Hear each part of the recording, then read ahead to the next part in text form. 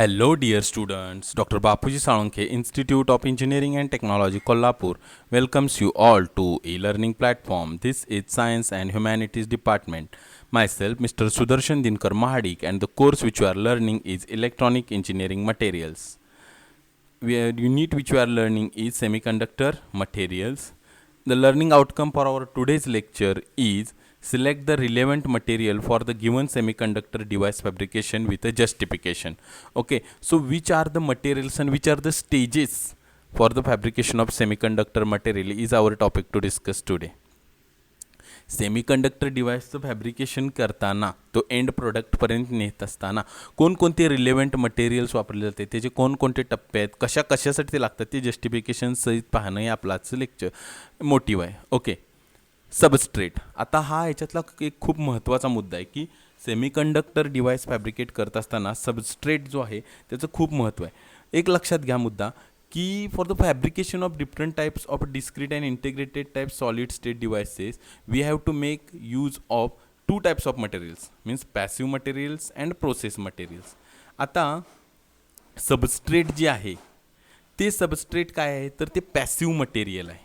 Okay, substrate is a passive material. कशासाठी त्याचा वापर केला जातो पहा सबस्ट्रेटचा.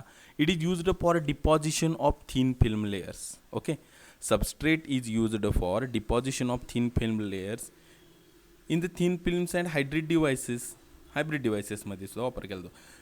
आता सबस्ट्रेट तीन प्रकारचे आहेत. प्लास्टिक सबस्ट्रेट्स आहेत, ग्लास सबस्ट्रेट्स आहेत आणि सिरॅमिक सबस्ट्रेट्स आहेत. ओके, तीन प्रकारचे सबस्ट्रेट्स आहेत. Substrates can be of plastic, glass और ceramic. Plastic, ceramic are used only for thin film solar cells. Glass or ceramic are high temperature substrates.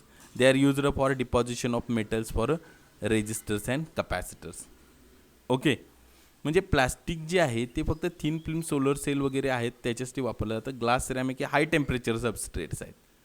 आता त्यानंतर नेक्स्ट पॉईंट आहे तो मेटल्स आहे. आता वेगवेगळ्या प्रकारचे मेटल्स जे आहेत ना ते आपल्याला वापरावे लागतात फॅब्रिकेशन प्रोसेसमध्ये. ओके, आता कोणत्या प्रकारचे ॲक्च्युली मेटलचं फंक्शन कोणत्या प्रकारचे असते बघा. त्याच्यामध्ये आपल्या काही गोष्टी ज्या आहेत ना त्या आपल्याला त्याच्यामधून समजून येतील की the fabrication of the device of the passive part of integrated silicon and thin film circuits involve use of a different metals. वेगवेगळ्या प्रकारचे metals integrated silicon thin film circuits involve use of different metals. The metal usually act as a capacitor plate, as a heat dissipator और as अ mechanical support. म्हणजे ते metals कोणत्या प्रकारचे function करते बघा. They act as a capacitor plates used for as a resistors. External लीडसाठी त्याचा वापर केला जातो. मेकॅनिकल सपोर्टसाठी केला जातो. थर्मल डिसिपेटर म्हणजे आपण इथं सांगितलं की तो हीट डिसिपेटर म्हणून त्याचा वापर केला जातो. आता कोणत्या प्रकारचे मेटल्स आहेत पहा ते कसे फंक्शन करतात. आता समजा सिल्वर आहे, प्लॅटिनम आहे, ॲल्युमिनियम आहे. तो कशासाठी वापर केला जातो त्याचा to contact to silicon element. किंवा आता सिल्वर आहे, सिल्वर कशासाठी वापरले जाते solder from heat header to silicon चिपसाठी त्याचा वापर केला जातो आहे. तुम्ही परत बघाल तर ॲल्युमिनियम, सिल्वर, प्लॅटिनम त्याचा वापर काय लीड्स टू रेजिस्टर्स और कपॅसिटर्ससाठी केला जातो आहे. त्याच्यानंतर क्रोमियम असेल तर त्याचा रेजिस्टर म्हणून वापर केला जातो आहे.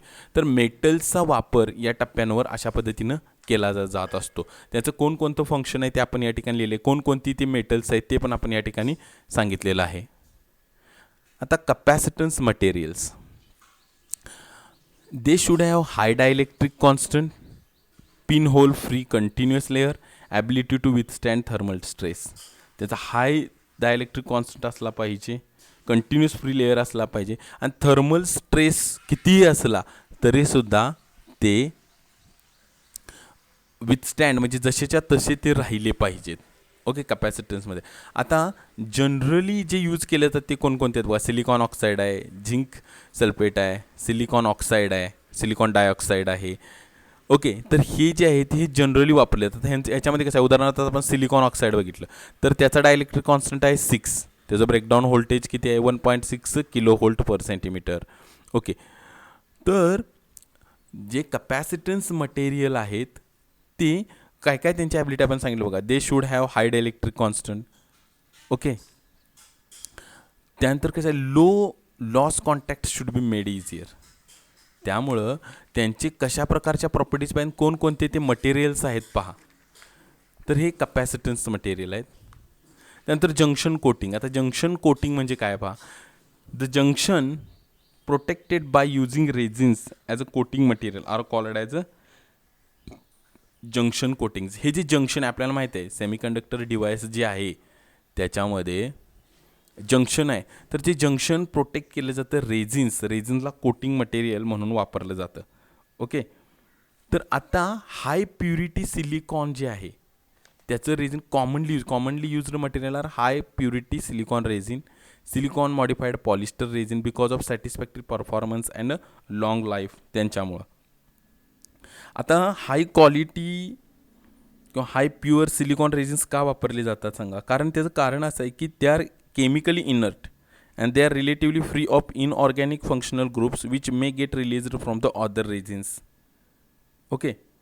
म्हणजे जनरली हाय प्युरिटी सिलिकॉन रेझिन जे म्हणतो आपण ते त्यासाठी वापरलं जातं. किंवा आता सिलिकॉन मॉडिफाईड पॉलिस्टर रेझिन जे वापरतोय ते कशासाठी, तर in order to improve the physical strength of the conductor bond to the germanium surface. Okay.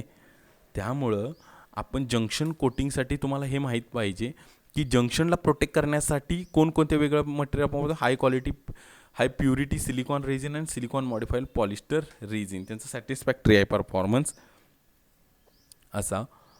त्यानंतर आहे device spotting. It is a process of filling a complete electronic device with a compounds for resistance of shock, vibrations, exclusion of a moisture. Device जे आपण तयार केलेलं आहे त्याला pot करायचं, म्हणजे त्याला वेगवेगळ्या प्रकारचे जे थ्रेड्स आहेत ना त्यांच्यापासून त्यांचं संरक्षण करण्यासाठी आपण ते त्या पद्धतीनं त्याचं पॉटिंग करत असतोय.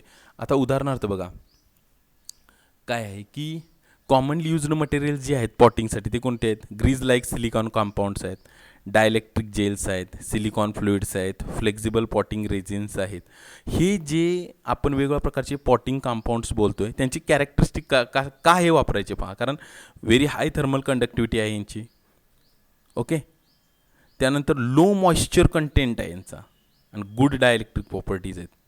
म्हणून यांचं कसं आहे की एकदम हाय जंक्शन टेम्परेचर असेल किंवा शॉक्स असेल त्यांच्या अगेन्स्ट हे खूप चांगला परफॉर्मन्स देऊ शकतात. Okay. So due to these properties the characteristics of devices are stabilized. हे मटेरियल वापरल्यामुळं त्या डिव्हाइस जे आपण पॉटिंग करणार आहे त्याचे ज्या कॅरेक्टरिस्टिक्स आहेत त्या स्टॅबिलाइज्ड असतात. कारण ही जी मटेरियल आपण आता सांगितली की बाबा grease like silicone compounds, dielectric gel silicone, हे शॉक, व्हायब्रेशन्स, मॉइश्चर यांच्यापासून त्या डिव्हाइसचं जे आहे ते रक्षण करत असतात आणि स्टॅबिलाइज ठेवत असतात त्याच्या property. And the last point is a packaging. A suitable packaging और enclosure is needed for ensure safety of a solid state devices. हे जे सेमीकंडक्टर आहेत ना त्यांची सेफ्टी जी आहे त्याची खात्री देण्यासाठी त्याचं व्यवस्थित पॅकेजिंग करणं खूप गरजेचं. Metal cans and sealed gas containers satisfy the extreme requirements of space and military users. बघा कशा पद्धतीने आहे की in the space and military applications in which the requirements are extreme the metal cans and glass containers can be used successfully. Okay. म्हणून packaging हे खूप महत्त्वाचं आहे. कशासाठी, a suitable enclosure on packaging is essential to ensure reliability for the solid state device.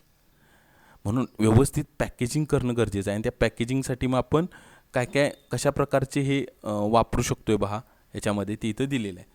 So the silicon moulded compounds आहेत ना ते सुद्धा लॉंग टर्म स्टॅबिलिटी देण्यासाठी या ठिकाणी वापरले जाऊ शकतात. So packaging. थँक्यू.